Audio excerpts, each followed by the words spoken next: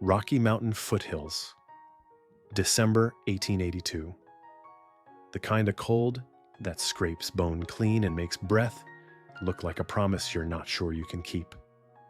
Before we ride farther, do me a kindness, tap like. Tell us where you're watching from in the comments. And hit your subscription so you don't miss what comes next. We begin in a white country, a black line of timber, and a woman moving through it because going back wasn't an option. Leona Gray had been walking until time unstitched. The sun slid behind the ridge and left the sky iron blue. Her boots were soaked. Each step made the sound of something letting go. In her arms, bound in thin blankets and a mother's last courage, lay her daughter June. Leona kept the child's mouth under her chin to net what little warmth still wandered out. The pines stood like soldiers and the snow rose to Leona's hips, a white drag that asked with every inch if living was what she meant. She did, until flesh said otherwise. First the fingertips go, then the feet. Legs turned to borrowed posts. Her coat was a stranger's, and the cold found its seams. The dress beneath was summer thin, wrong season for saving a life. She left a house where silence sounded like danger, and a man who loved his bottle more than he'd love a wife.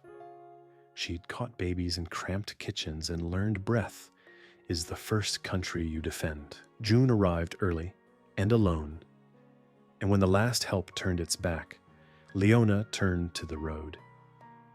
She told herself there were cabins up high, trappers, army men, and that instinct would carry her. Instinct tires too. By the time she found the clearing, a smear of gray beyond the spruce, her body had spent itself. Knees met snow. The world narrowed to a baby's faltering breath and the fact that a mother chooses. She curled around June, made her spine a wall against the wind, and let her breath go ragged and slow. The dark didn't rush her. It simply settled. She kissed the child's forehead and thought, if this is it, we go together. Half a mile uphill, a chimney stitched smoke into the storm.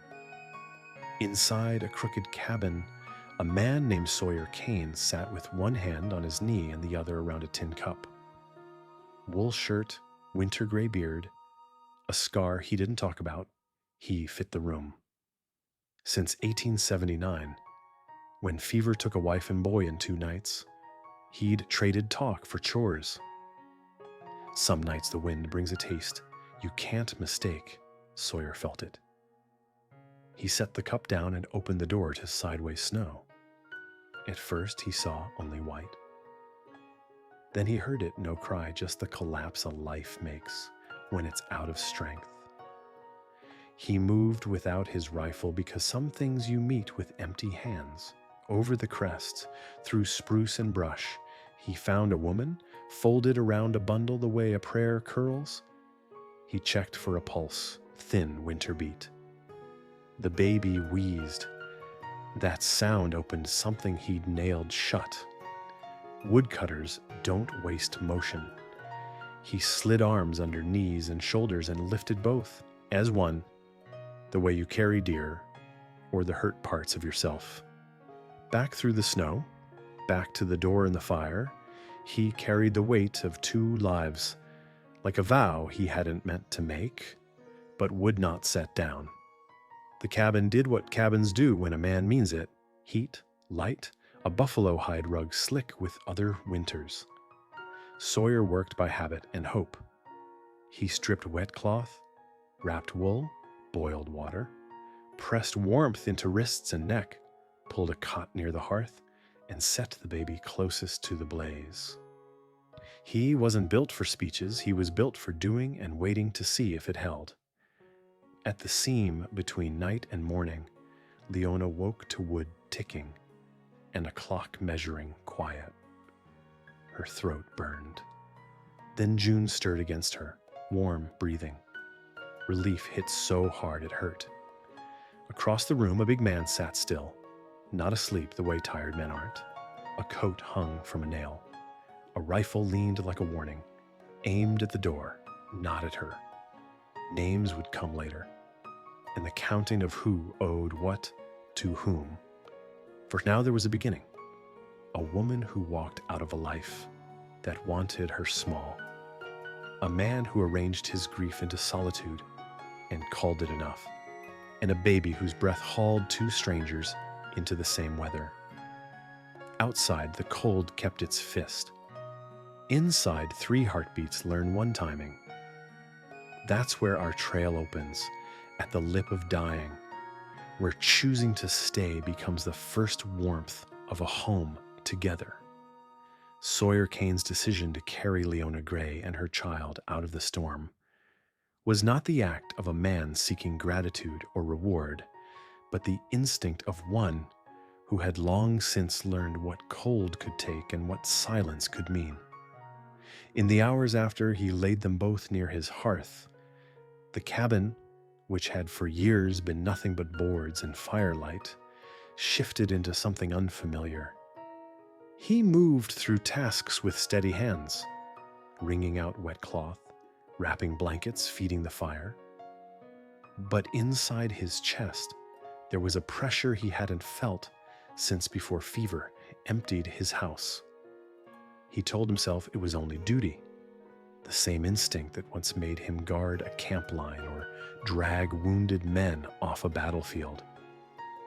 Yet when he looked down and saw the baby's color returning, when he felt the faint rise and fall of Leona's breath as she stirred against the blanket, something cracked open beneath that armor of solitude.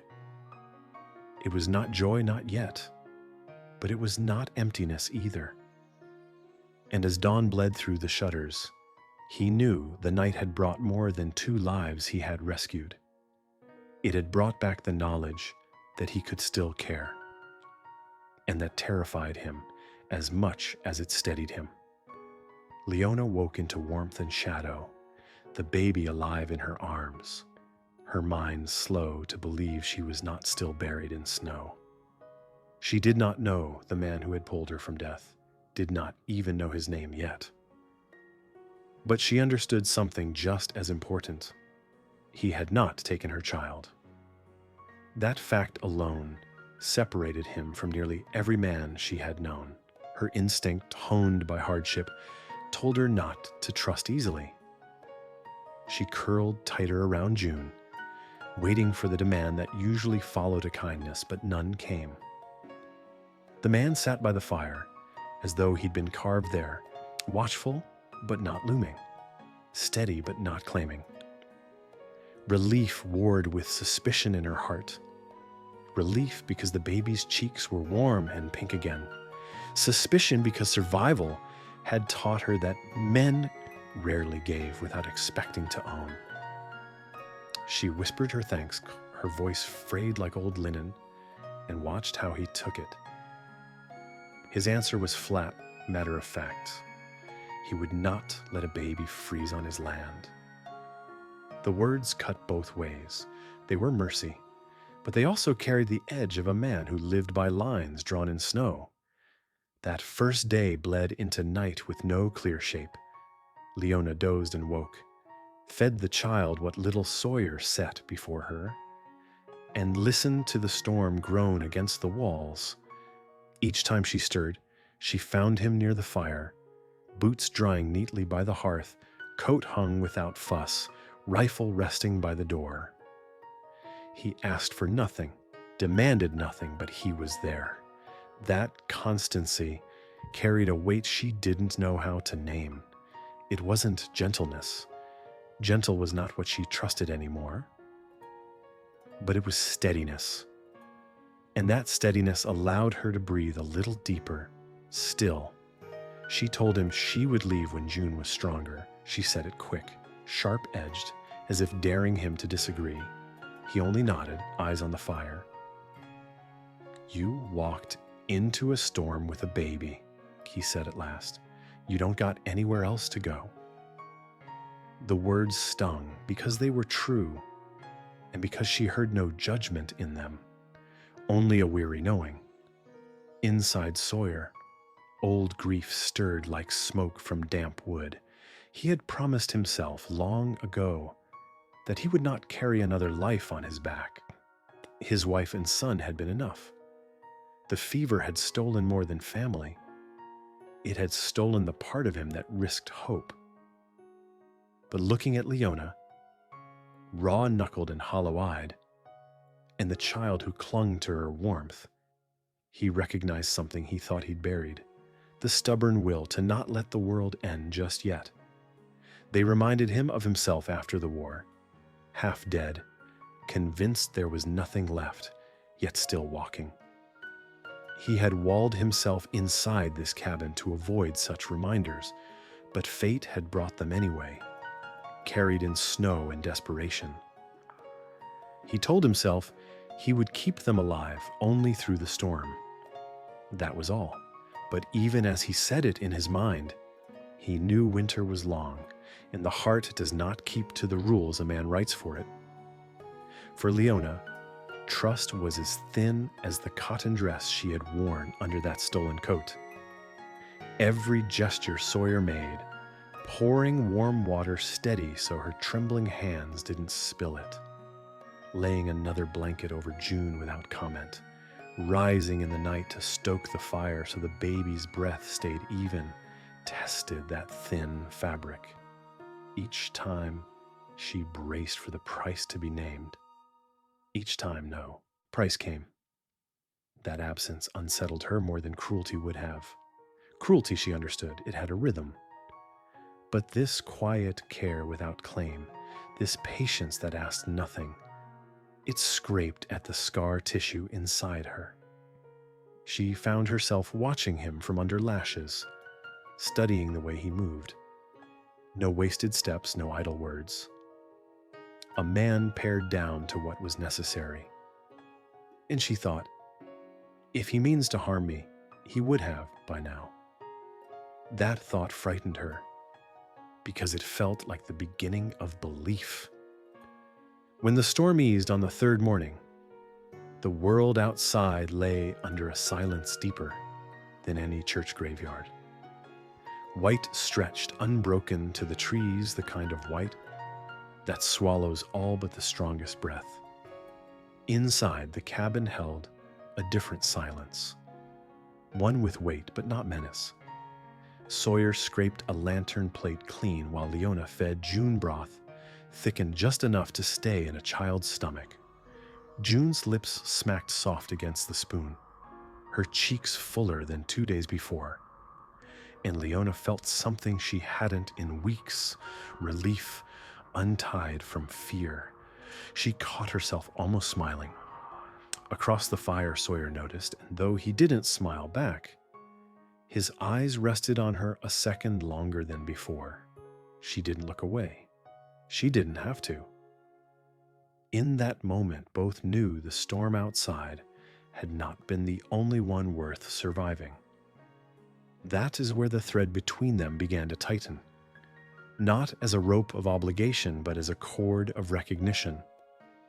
Two people who had lived with silence too long, who had buried too much to pretend at easy comfort, now found themselves in the same small cabin with the same fragile child, and breathing proof that life could go on. Sawyer told himself it was only for the season. Leona told herself she would leave once her daughter was strong enough. Yet both, in their private hearts, felt the truth bending. That storm had not just brought danger, it had carried them to each other, and no one walks away from that unchanged.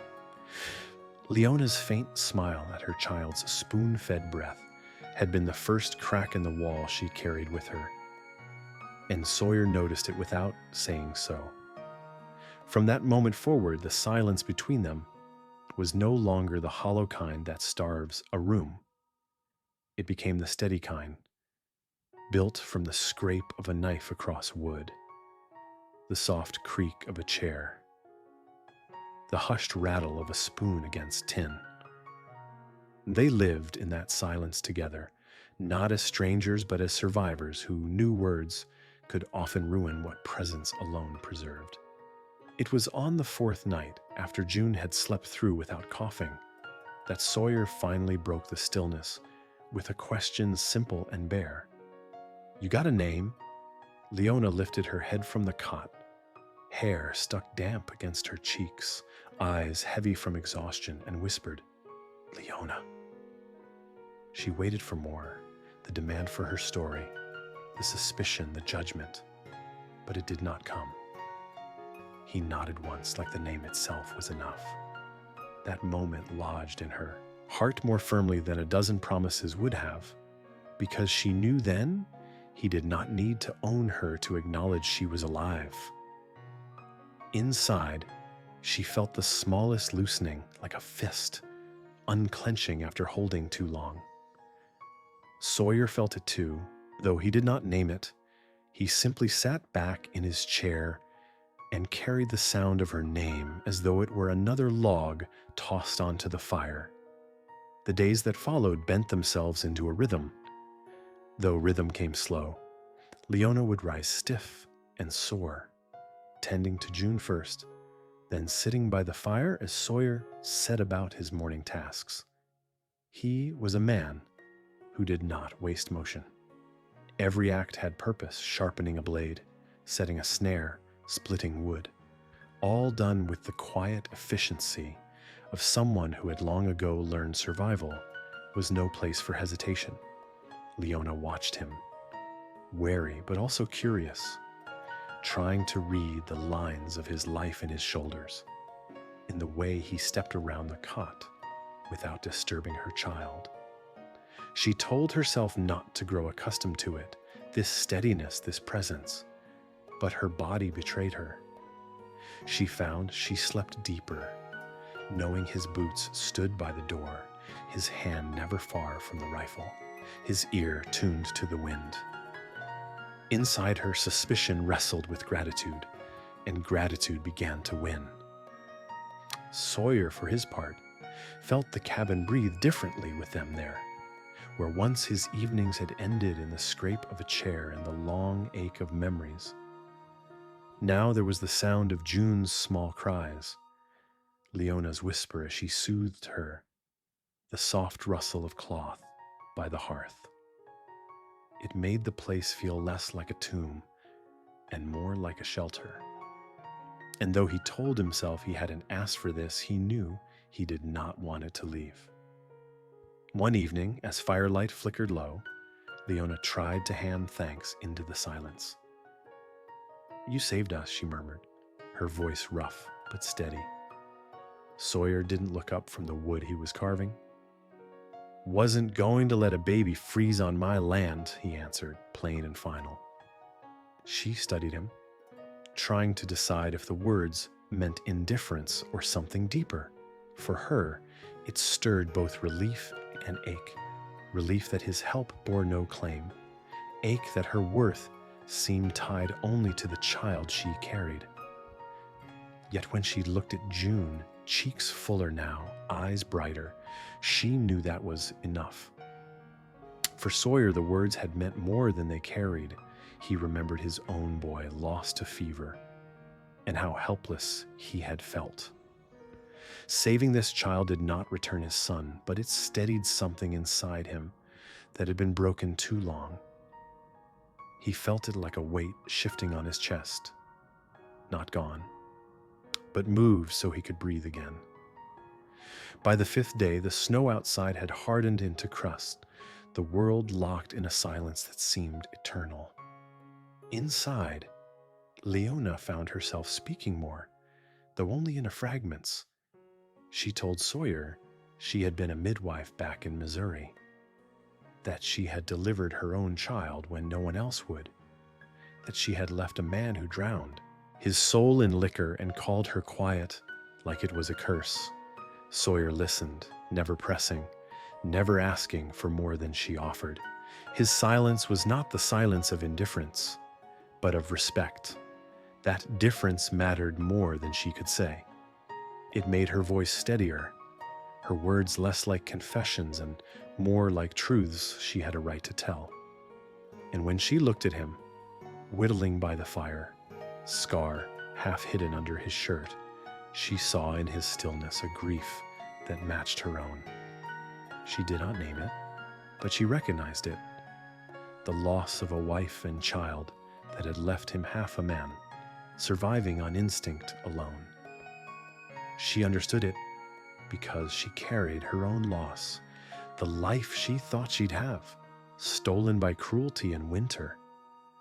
Recognition is its own kind of closeness, and though neither spoke of it, they both felt less alone. Sawyer's chest carried a tightness he did not share.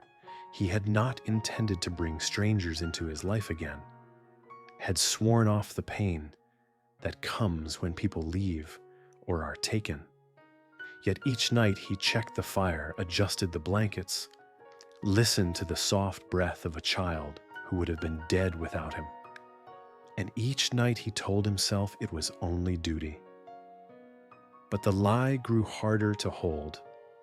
The truth was simpler, heavier. He did not want them to go.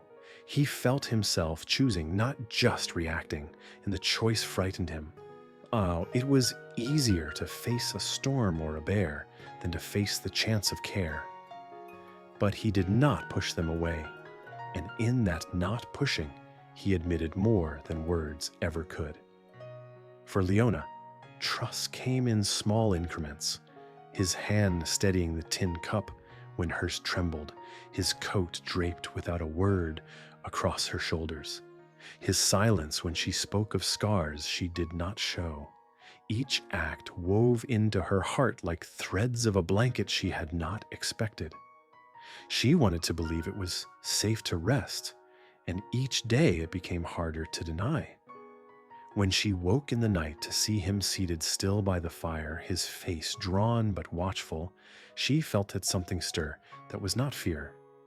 It was fragile, unsteady, but it was there.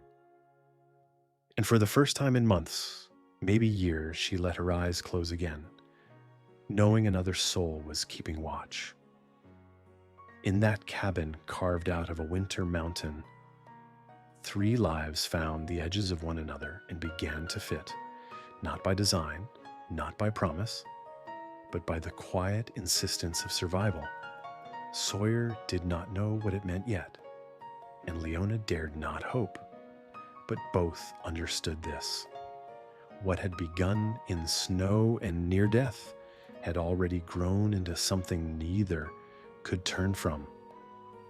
And though the storm outside still held its grip, inside there was the first fragile shape of trust, and that was enough to carry them into another day. The trust that began as fragile threads in that mountain cabin soon thickened into a rope that held against the weight of silence and memory. Leona, who had walked herself nearly to death with a child in her arms, now found her steps carried by the rhythm of another's presence. Sawyer, who had carved his life down to nothing but chores and the crack of an axe, now measured his days by the breaths of 2 souls not his own. It did not happen in a rush, but in small increments that might have looked ordinary to anyone else. The scrape of a chair, Ware moved closer to the hearth, the tilt of a tin cup steadied in her hand, the way his boots lingered near the cot at night. Leona felt it first as suspicion softening into habit. Sawyer felt it as emptiness giving way to purpose. By the 4th morning, when June's color had returned enough for her to squeal against her mother's shoulder, Sawyer caught himself listening to that sound, as if it were the only proof that the war and the fever had not claimed everything. He told himself it was relief, nothing more. But the truth gnawed deeper. He was beginning to care, and caring was more dangerous than any storm. Leona, for her part, still told herself she would leave when spring broke. She said it aloud even, when Sawyer sat sharpening a knife at the table. "I'll go when she's stronger," she murmured, not looking at him. But even as she said it, her hands were busy mending one of his shirts with a needle pulled from her own meager bundle. She told herself it was payment, a way to square the debt, yet inside, she knew the stitches were less about owing and more about staying. Her heart warred with itself. Gratitude pressed against fear, longing pressed against habit. She had run from a man who claimed everything and offered nothing, and she could not bring herself to believe another man might hold a different shape. Yet when Sawyer passed behind her chair and laid a small jar of goat's milk on the table without a word, she felt her chest tighten with something unfamiliar, safety that did not demand surrender. It scared her more than the storm had. Sawyer carried his own war, though it did not march across his face in the way hers did. He hid it in silence, in the steady way he split wood, in the rhythm of traps checked and rifles oiled. But grief has its own weight, and sometimes it pressed against him when he least expected it. One evening, when the fire burned low and Leona asked, softly, gently, about the wife he had once known, he answered with nothing more than a name: Eleanor. Fever had taken her and their boy within 2 days, a winter storm of another kind. He said no more, yet the silence that followed was not heavy. It was honest. Leona lowered her eyes, not with pity, but with recognition. She knew loss when she saw it, knew the kind of silence that comes after bearing more than you thought you could. And though she did not reach for him, something in her heart leaned closer. Sawyer felt it and did not pull away. By the week's end, the cabin had its own rhythm. Leona moved with sure steps, no longer stumbling as she had when first thawed. She washed dishes in the cold basin, her hands cracked but steady. Sawyer mended tools by the fire, his scarred, hands moving with quiet skill. June's cries filled the silence between them, and each time the child wailed, both adults rose, Leona with a mother's instinct, Sawyer with a man's unspoken promise. When the fire faltered in the night, it was Sawyer who rose to tend it. Leona watched him from the cot, half asleep, and for the first time in months she did not brace herself for danger in another's shadow. Instead, she let her eyes close, knowing he would keep the cold at bay. That trust, small and unspoken, was more binding than any vow. Still, fear had its way of creeping back. One afternoon, Sawyer returned from checking traps with a look she had not yet seen, a hardness in his eyes, a tightness in his jaw. Boot tracks, he said, not theirs, not his. A drifter maybe, or a trapper, but close enough to stir old dread. Leona's hands went white around June's blanket. Could it be him? She whispered. The man she had run from, the one who promised he would find her even if it took years. Sawyer said no wagon tracks, just boots, single pair. But her heart knew. Memory leaves deeper scars than snow ever could. That night, when he boarded the windows and braced the door, she did not protest.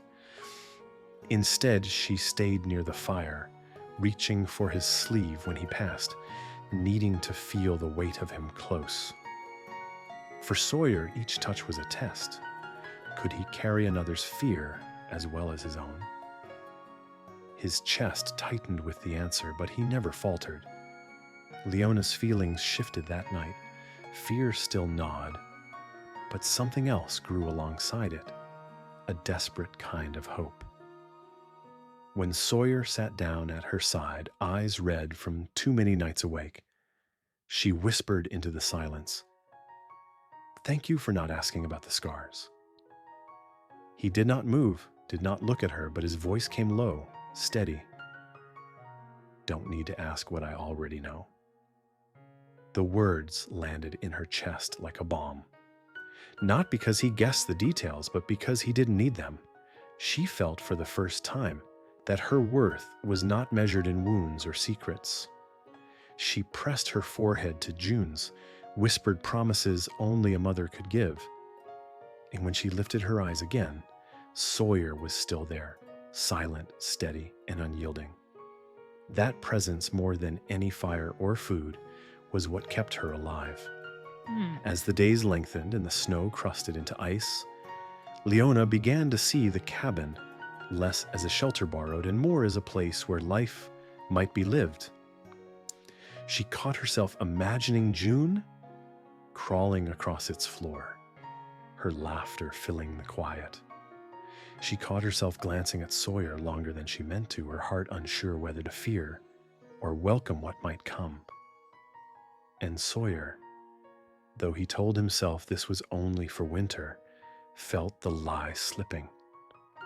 He watched her hands move with competence, saw how she carved purpose out of scraps, how she held her child with a fierceness that demanded respect.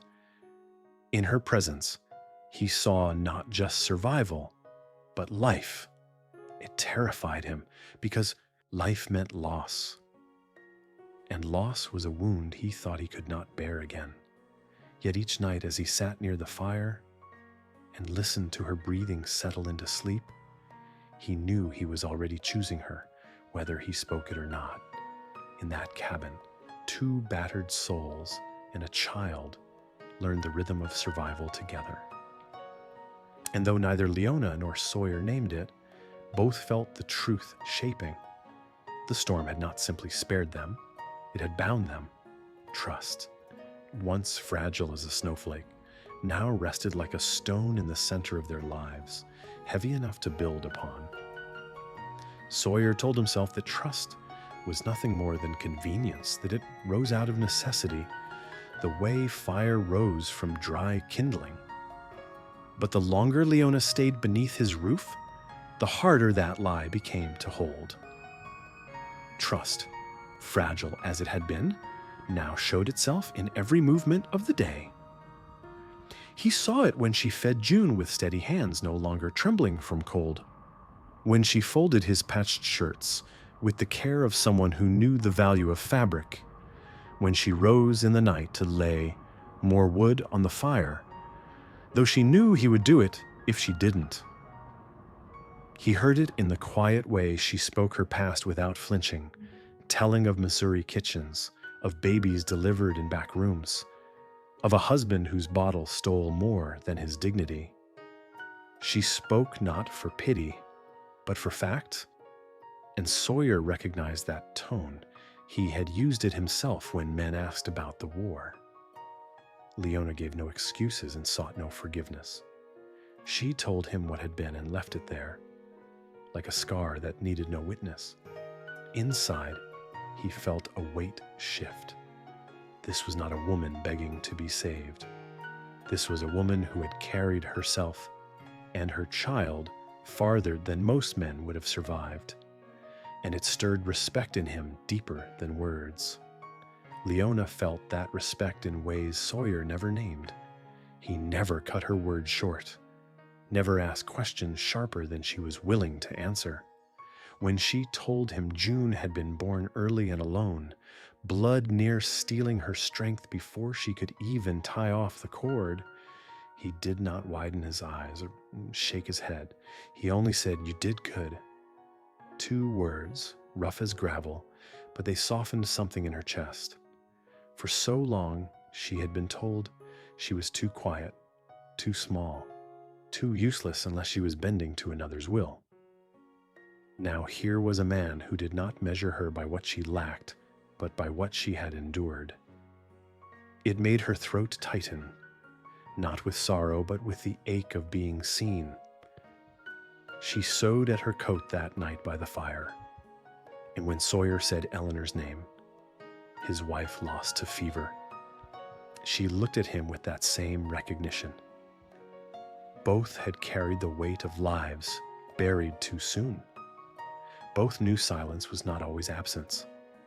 Sometimes it was the only way to hold grief without letting it spill. That recognition deepened into rhythm. They did not speak of staying or leaving, but they moved as though both had chosen already. Leona washed dishes, Sawyer mended tools. Leona boiled broth with scraps. She recognized from her midwife's days Sawyer cut wood and stacked it where snow could not reach. June's cries became part of the cabin's measure, and both adults rose to answer them. Each small act wove trust tighter, not as a gift, but as labor. Leona no longer felt she was waiting for payment to be demanded.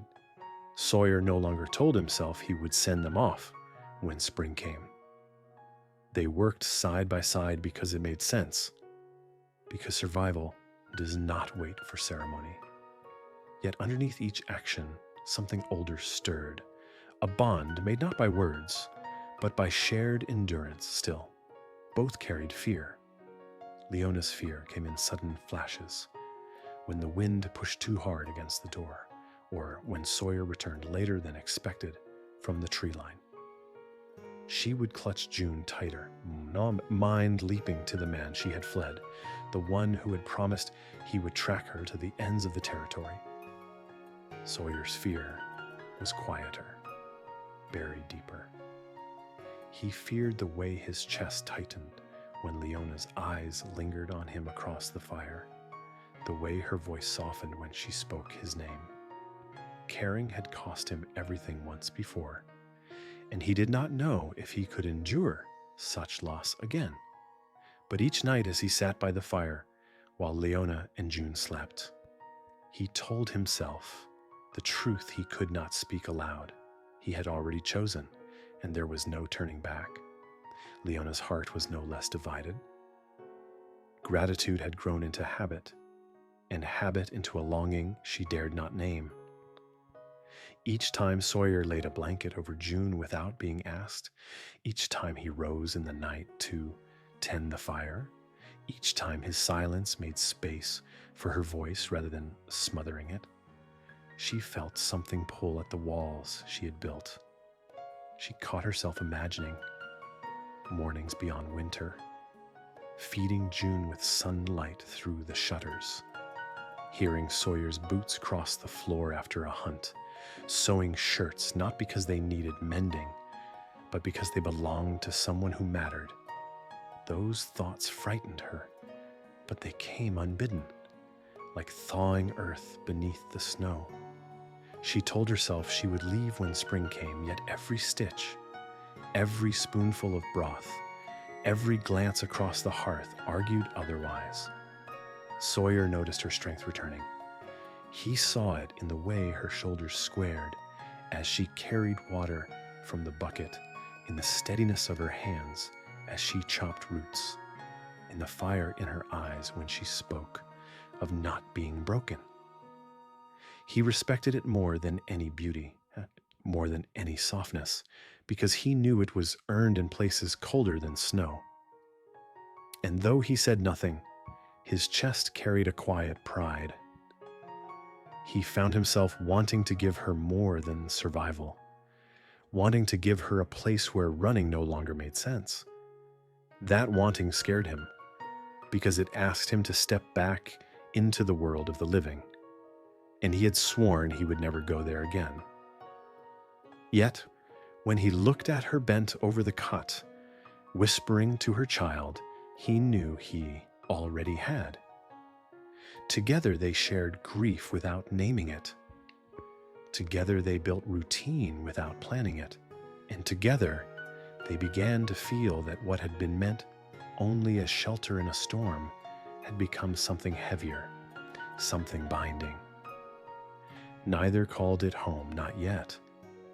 But in the hush of that cabin, in the warmth of a fire tended by two hands instead of one, they both knew the truth. Trust had rooted itself in the cracks of their lives. And though the snow still lay heavy outside, inside there was a place where two broken histories had begun to knit into one. Trust had rooted itself, fragile yet firm, and with it came the rhythm of survival, one that carried them from mere endurance into something resembling a life shared. Sawyer had always thought of survival as a solitary act, a man against storm, war, or wilderness. But with Leona and June inside his cabin, he began to see it differently. Each day now carried the weight of 2 other heartbeats, and with that weight came a kind of meaning he had not known in years. The 6th morning dawned gray and still, snow crusted thick outside, ice clinging to the edges of the shutters. Sawyer moved through the cabin with his usual efficiency, but inside his chest there was a shift he could not ignore. He no longer rose only for himself. He rose because Leona and June breathed in the cot by the fire. He rose because there was wood to cut, broth to stir, snares to set, not just to live through another day, but to make sure they did. And though he did not speak it, he felt a steadiness in that purpose, heavier than duty, softer than grief. Leona felt it too, though she did not name it. She felt it each time he returned from the tree line with frost stiff in his beard. Each time he laid a rabbit on the table without fanfare. Each time his eyes met hers across the fire and held for just a second longer than before. It was not possession nor pity, but recognition. The kind of recognition that tells a body it belongs somewhere at last. Leona's strength returned in increments, though her heart still carried the weight of fear. She rose from the cot now, helped with dishes, though her hands were cracked and raw. Boiled broth with roots she recognized from her midwife's days, and kept June bundled in layers Sawyer had cut down to size.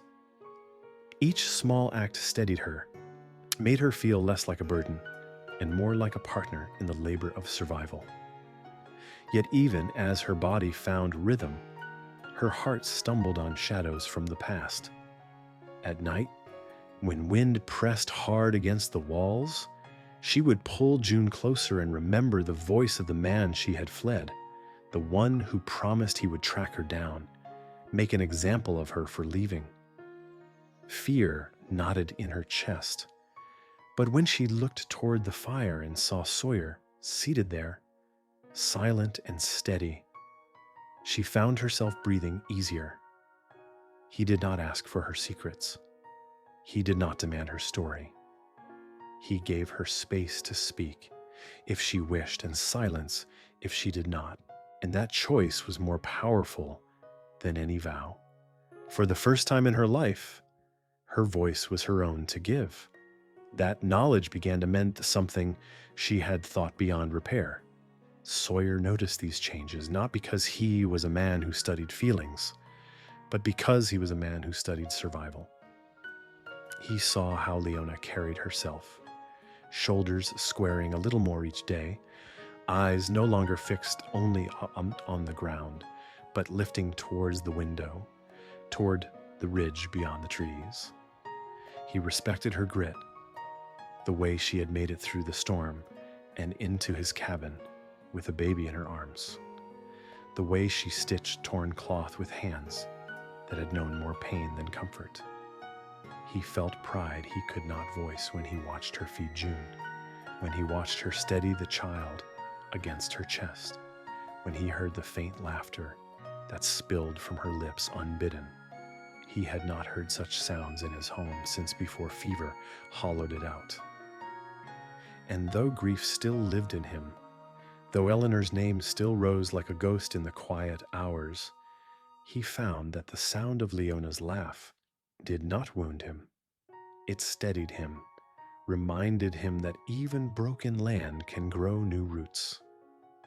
It was during one of those long nights, June finally asleep and the fire dimmed to embers, that Leona spoke the truth of her scars. She did not show them, but her words laid them bare. The nights of silence turned sharp with cruelty, the hands that left bruises as reminders, the names thrown like stones meant to make her small. Sawyer listened, jaw tight, eyes fixed on the flames. When she finished, when her voice broke down to nothing but breath, he did not ask questions. He did not offer false comfort.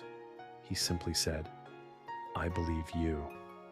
3 words, plain as dry bread, but they held the weight of a promise. He would not let her be doubted again. For Leona, those words were a balm stronger than any herb. For Sawyer, they were a line drawn in the snow. If danger came, he would meet it before it reached her. From that night forward, the rhythm between them deepened. They sat at the table together for meals, not across from one another, but side by side, elbows nearly touching. They patched drafts in the walls, hammered nails side by side, their hands brushing without recoil. They walked to the frozen well together, snow deep, but their steps steady, Sawyer slowing his pace so Leona could match him, not because he thought her weak, but because he knew the weight of walking after near death. Each act carried the shape of trust earned, not given. And in those shared labors, both felt something stir that went beyond survival. Sawyer, who had thought himself incapable of caring again, found his chest tight when he saw Leona's eyes soften as she rocked June. Hey, Leona, who had thought herself too scarred to be seen, found herself warming under his silent recognition. Both were afraid of what it meant, but neither turned away. By the seventh day, the storm outside had eased into a silence, thick and heavy, the kind of silence that presses into walls and skin alike. Inside, the cabin breathed with its own life, the scrape of Sawyer's boots, the creak of his chair, the soft noises June made as she grew stronger, the gentle hush of Leona's voice as she sang low to her daughter. That sound filled the cabin in a way Sawyer had not known since his boy's laughter, and though it cut him at first, he let it remain. He no longer sat by the fire out of duty alone. He sat because he wanted to, because the warmth inside that cabin was not only from flame but from presence. And though neither he nor Leona spoke of it yet, both knew that survival had shifted into something larger. What began as the saving of two lives had grown into the shaping of a family, not declared, not promised, but lived in each steady act. The silence of that seventh day did not press against them the way it once had. Instead, it settled like a quilt over three souls who had begun to share one fire, one roof, one rhythm. Sawyer felt it most keenly when he watched Leona feed June in the cradle of her arm, her fingers smoothing the child's hair with a tenderness that made his chest ache in ways he could not name. He had told himself again and again that what bound them was survival, nothing more. Yet each time her eyes lifted to his across the glow of the hearth, he felt the weight of that lie. The truth was simpler and far more dangerous. He cared. Caring was something he had sworn off when fever buried Eleanor and the boy, something he had locked away in a box so tight it left scars on his silence. But now the box was splintering, not with noise, but with presence, with Leona's quiet resilience, with June's soft sounds, with the fragile shape of a life not built alone. And though fear shadowed him, he did not turn away. He stayed because he had already chosen, and the choosing carried a steadiness he had not felt since before war carved him hollow. Leona felt that choosing in the smallest of ways, in the kind of details most men would not bother with. Sawyer laid a blanket over June each night without being asked, rose to tend the fire when wind howled, handed her a patched shirt when he noticed her shoulders shivering. He never asked for thanks, never named what he gave as gifts. That absence of demand unsettled her at first. Her body tensed for the price she had always been forced to pay. But slowly, steadily, it began to soften her wariness. For the first time, she began to believe that not all giving required surrender.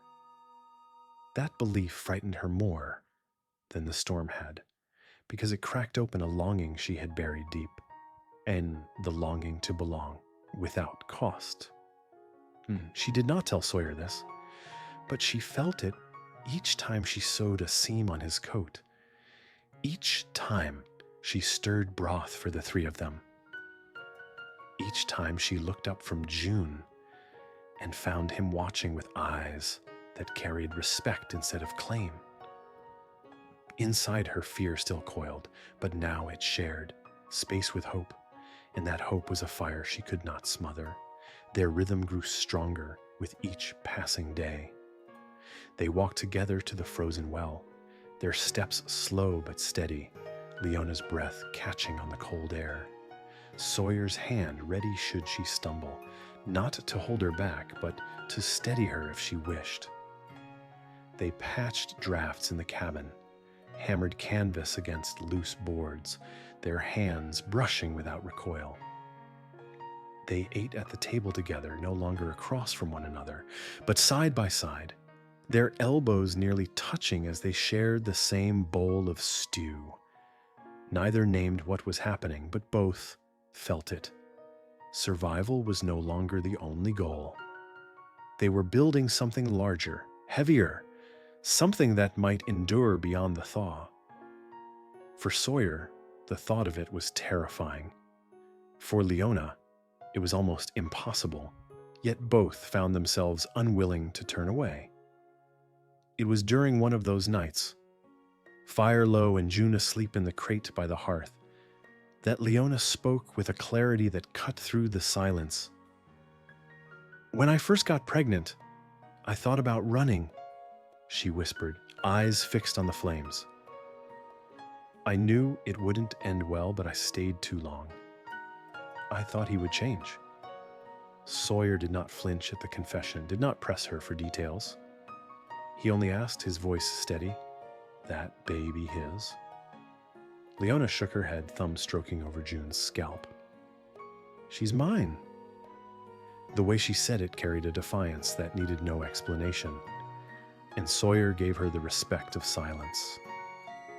Inside, he felt his chest tighten with something like pride. Not because she had survived, but because she had claimed her child without apology. That truth settled in him like a vow. Later, as they sat side by side in the hush of the cabin, Sawyer told his truth in return. "Eleanor," he said, the name rough from disuse. "Fever took her and the boy in 2 days." His eyes did not meet hers, but his voice carried the weight of years spent in silence. Leona lowered her head, not in pity but in recognition. She knew what it meant to lose everything and keep breathing. She whispered up, "I'm sorry." But Sawyer only nodded. The silence that followed was not heavy, not awkward. It was real, the kind of silence two people share when nothing can fix the past, but nothing needs to. In that moment, grief was not a wall between them, but a bridge. From then on, the firelight seemed different. It was not just warmth against the cold. It was the glow of something lived together. Sawyer found himself watching the curve of Leona's shoulders as she sewed, the way her hands, though raw and scarred, moved with purpose. Leona found herself watching the steadiness of his movements, the way he never wasted motion, never raised his voice, never asked more than she was ready to give. Each study carried a quiet recognition. Here was someone who had endured, who had not broken, who might understand. And though neither dared to speak the Atses word aloud, what they were building carried the shape of trust, the shape of belonging. By the end of the second week, the snow outside had crusted hard, the kind that cracked underfoot like brittle glass. Sawyer chopped wood with the same steady rhythm as always. But now he found himself glancing back towards the cabin more often, listening for the faint laugh of a child or the softer murmur of a woman's voice. Inside, Leona moved with a steadiness she had not known since Missouri. her hands busy with dishes, with broth, with the small work that made a home.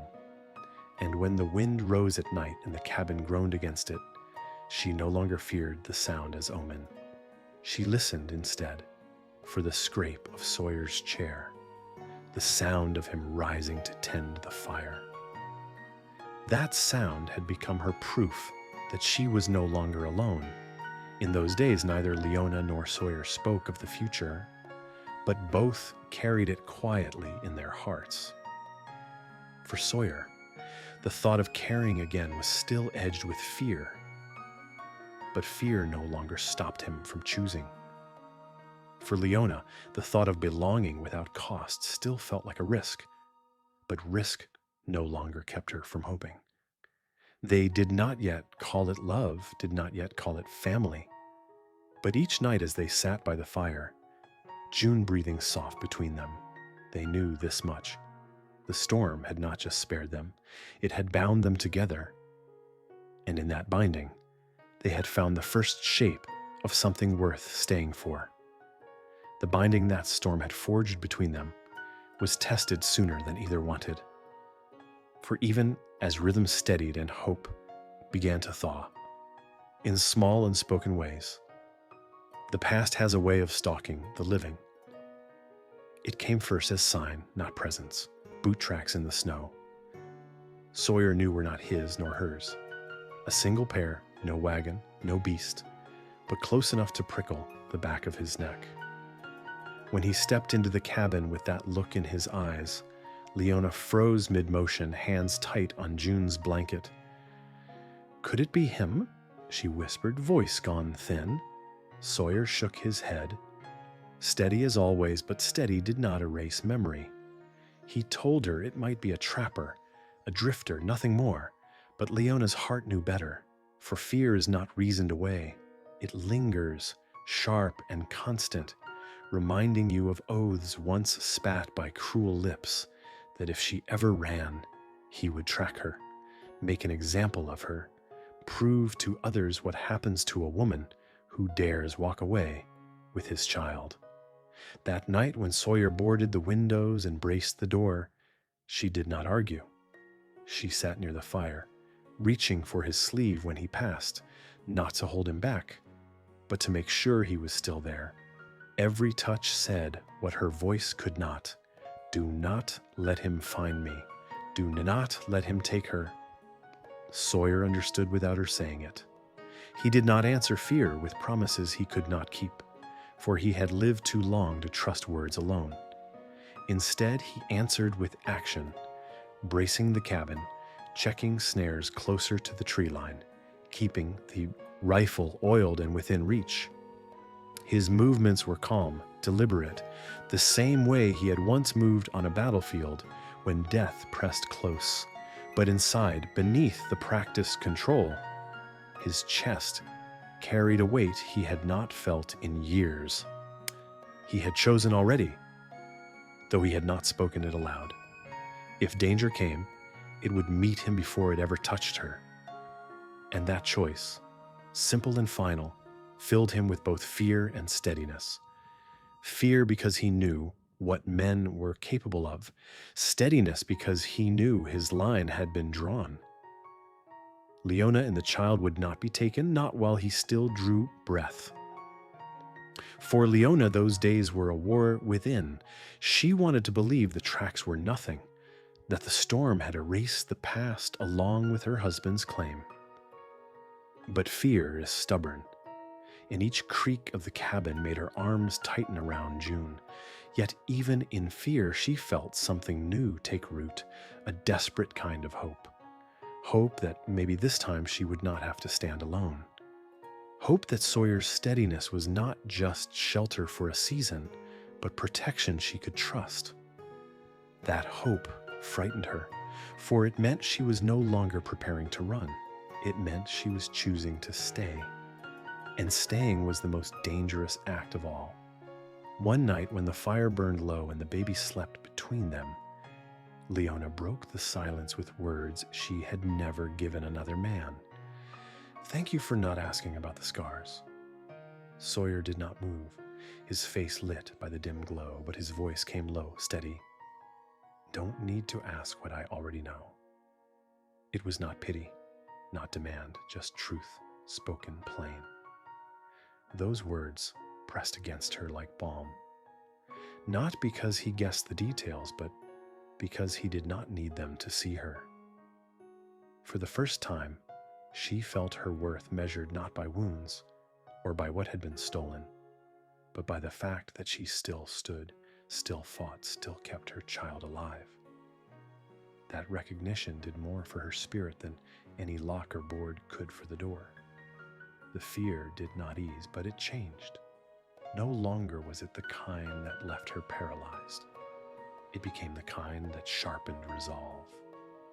Each time Sawyer checked the traps or split wood by the door, she found herself watching, not just with dread, but with a trust that steadied her breath. She began to believe his words when he said no man would take her from this place. And when she believed, even for a moment, she felt something she had not in months, strength, not borrowed, not forced, but hers, returned to her by the quiet presence of a man who asked nothing but gave everything in silence. Sawyer, for his part, felt the shift as well. He saw it in the way Leona stood straighter when she moved about the cabin, in the way her eyes met his more often without flinching, in the way her voice carried less tremor when she spoke of what might come. He knew she was still afraid, but he also knew fear had become tempered by something stronger. And when one evening she leaned against him, June in her arms, her shoulder brushing his, he did not move away. He felt the weight of her against him, light but deliberate, and he knew then that this bond was no longer born of storm alone. It was choice. The kiss came quiet, almost by accident. The fire crackled low, the wind howled outside, and Sawyer sat with his eyes heavy from long nights awake. Leona reached across the space between them, her hand finding his, her lips brushing his with a caution that was not weakness, but courage. It was not rushed, not desperate, just real. He did not pull away. When it ended, she pressed her forehead to his and whispered, "I don't know what this is. I just know I don't want to lose it." Sawyer did not speak, but his hand curled gently over hers. And in the silence that followed, something older than fear settled into the cabin. Belonging. That night she did not go to the bed. She curled beside him on the floor, June breathing soft between them. 3 breaths, slow and even, carried under one roof, bound not by blood, not by vow, but by choice. Sawyer felt it as he drifted into the first true sleep he had known in years, her hand still in his, her child between them, his heart no longer his alone. Leona felt it as she laid her head near his shoulder. Fear still gnawed, but hope pressed stronger, steadier. And in that fragile balance, they found the truth. The storm outside had bound them, but it was their own choosing that kept them. Belonging, once a word neither dared to claim, began to take shape in the weeks that followed. The kiss had not been a promise, nor the night on the floor a declaration, but both carried a weight neither could ignore. By the next morning, the silence between them had changed. It was no longer the guarded quiet of strangers testing ground, but the heavier hush of 2 people who had admitted without saying it outright that they wanted more than survival. Sawyer felt it as he salted the stew before she tasted it, as though their rhythm had learned to anticipate each other. Leona felt it when their shoulders brushed near the fire, when his hand lingered an instant longer as he passed her the kettle. These were not accidents anymore. They were choices, deliberate and steady, the kind of choices that grow roots. And though neither spoke the word, both understood what it meant. The storm had given them shelter, but they themselves had built the beginnings of a home.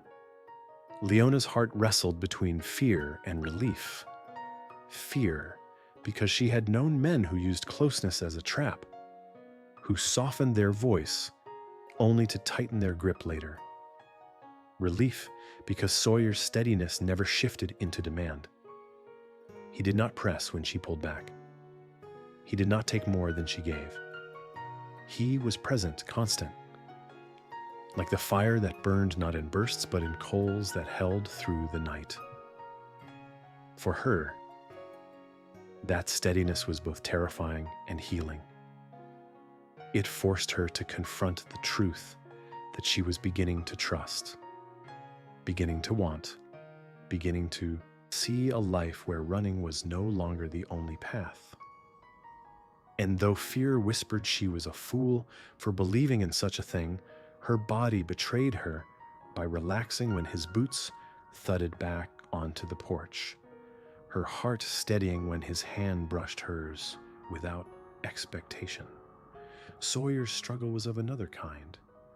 Caring had cost him everything once. Eleanor and the boy buried under winter soil, and he had sworn never to let his heart carry such weight again. Yet now, as he watched Leona feed June, as he heard the baby's laughter break through the silence like a bell, he felt that weight pressing on him anew. But it did not crush him as before. It steadied him, gave his days purpose. He told himself this was dangerous, that he was tempting the same loss again, but the truth was simpler. He wanted them here. He wanted the sound of June's laughter in his cabin. He wanted Leona's quiet voice telling him about Missouri kitchens and midwife's lessons. He wanted the brush of her hand at the table, the heat of her shoulder by the fire. He did not know if it was love yet, but it was life, and life was more than he had expected to find again. Together, they began to shape routine into something larger. The trip to town, brief and nerve-bound, had proven they could face the world beyond the cabin without crumbling. Leona had stiffened at every creak of the store floorboards, every glance from the shopkeeper. But she had stood beside Sawyer, head high, her child swaddled against her chest. When they returned, she was quieter than usual, but her silence was not fear, it was reflection. That night, when Sawyer sat close and their elbows touched at the table, she leaned into him and whispered, "You're not just shelter anymore." The words startled him, but he did not pull back. He let them settle, heavy and true, because he knew she had given him something more valuable than thanks, choice. She was choosing to stay. Spring's signs came slow, but each one felt like proof of their bond. Snowmelt dripped from the eaves, birds returned to the pines, and the mornings no longer carried the sharp edge of death. Sawyer planted onions by the shed, his hands steady in soil that had lain barren too long. Leona mended shirts with careful stitches, each thread binding her more firmly to this place. June, stronger now, pushed up on her arms and laughed at the little wooden horse Sawyer carved by firelight. Life shifted not in grand moments, but in pieces, a coat shared, a shirt patched, a child's smile, warming a room once filled only with ghosts. Leona no longer counted the days, no longer told herself she would leave when spring came. She cut her hair shorter, let it curl around her face, wore Sawyer's old coat, cinched at the waist with rope. She no longer flinched when the wind slammed the door. She no longer looked over her shoulder at every crack in the woods. She was not the same woman who had collapsed in the snow. She was becoming someone else, someone who stayed. And when Sawyer looked at her, he saw it. He saw strength replacing fear, presence replacing absence. And in his chest, He felt a pride that scared him with its depth. At night, when June fussed and Leona rocked her slow, Sawyer often found himself watching, not with hunger, not with pity, but with awe.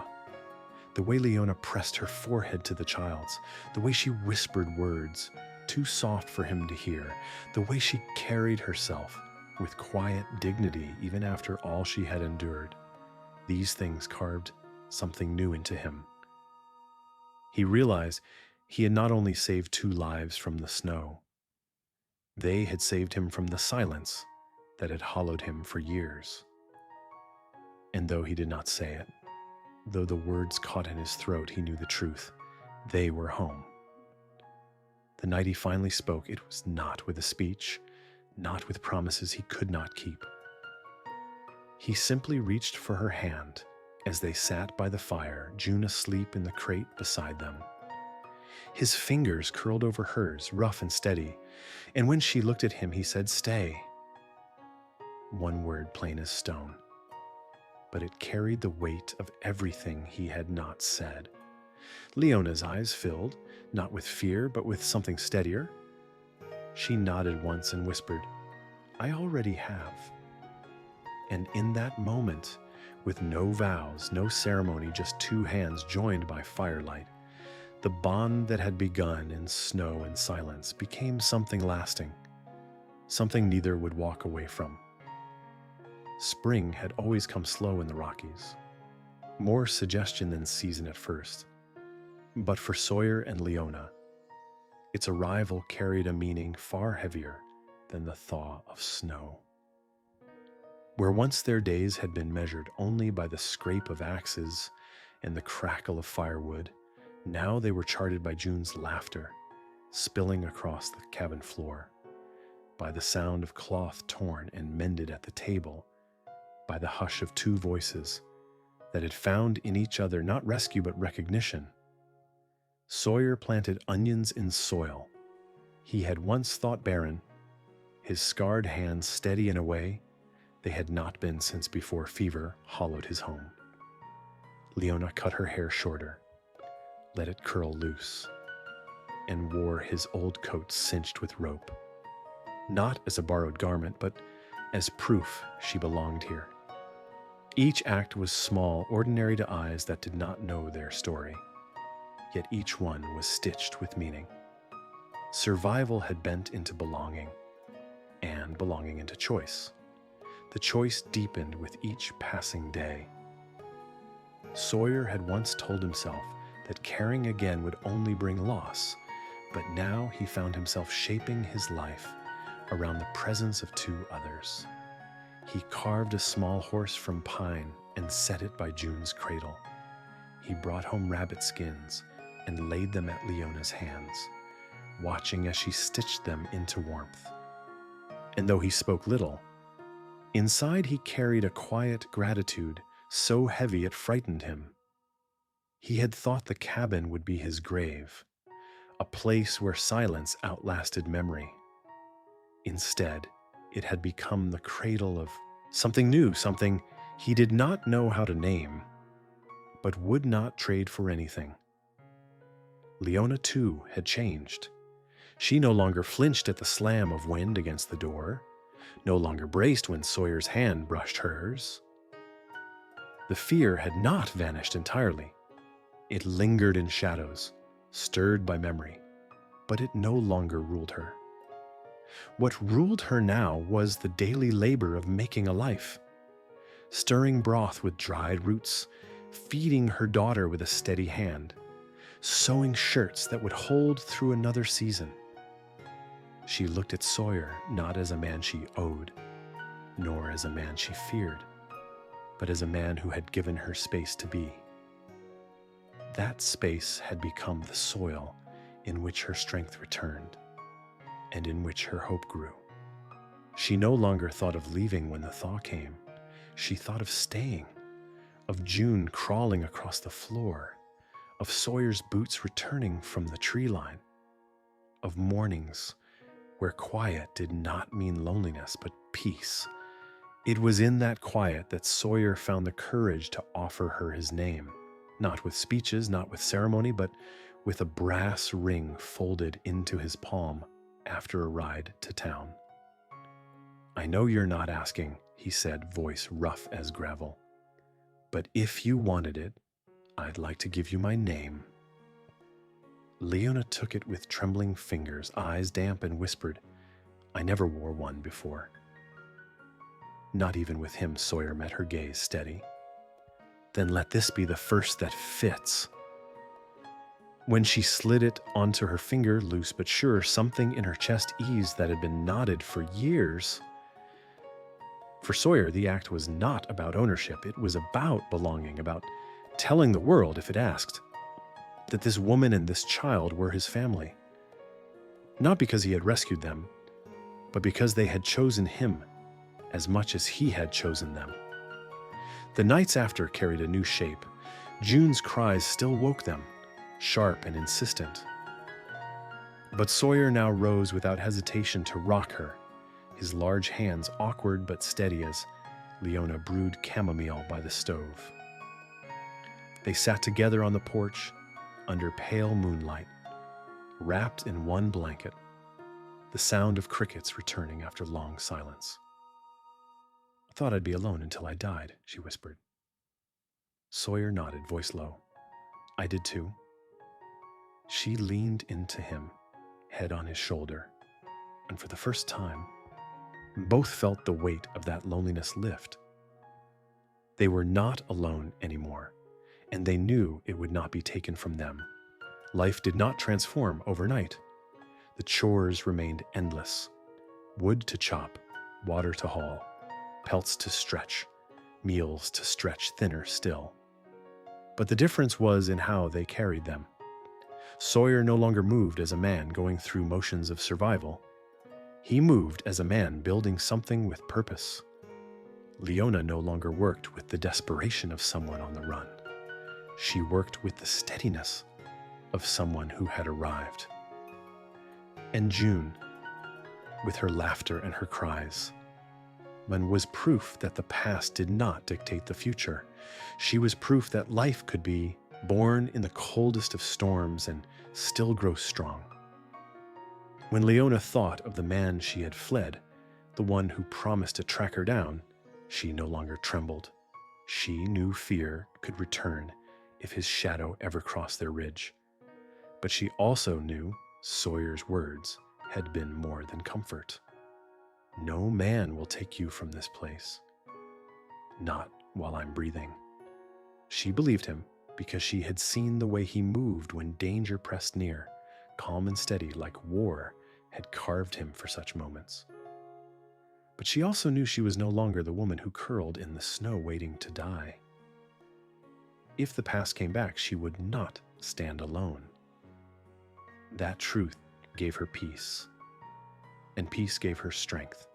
In the end, what they had built was not grand. It was not a tale of riches or power, not a story of land claimed or enemies conquered. It was a cabin on the edge of the Rockies, a garden with onions sprouting, a child's laughter in the morning, a woman's needle stitching shirts by firelight, a man's boots drying neatly by the door. But for Sawyer and Leona, it was everything. It was home. It was family. It was the proof that even after war, after fever, after cruelty and flight, life could be remade. Not all at once, not without scars, but in steady rhythms of trust, labor, and choice.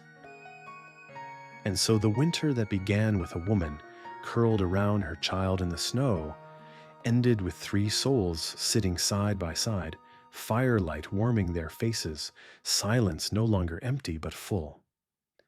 They did not need to speak it aloud, for the truth was already written in the way they moved, in the way they stayed. They had chosen each other, not for a season, not out of debt, but for good. And in that choosing, in that quiet corner of the mountains, Sawyer, Leona, and June found what neither storm nor memory could take from them: a life worth living together.